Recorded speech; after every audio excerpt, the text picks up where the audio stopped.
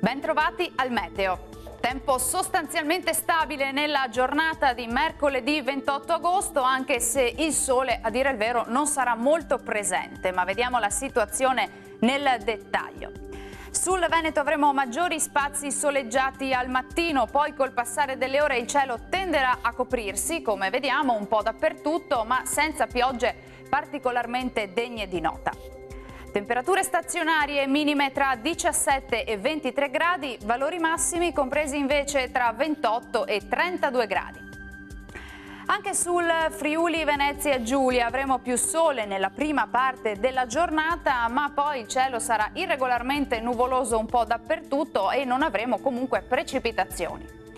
Temperature minime tra 20 e 24 gradi, massime oscillanti invece tra 29 e 32 gradi circa.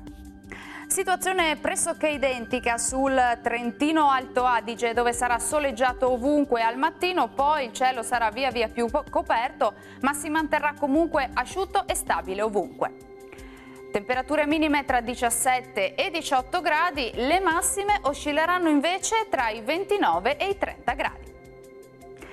Bene, dal meteo di Antenna 3 per ora è tutto, vi do appuntamento al prossimo aggiornamento. Arrivederci!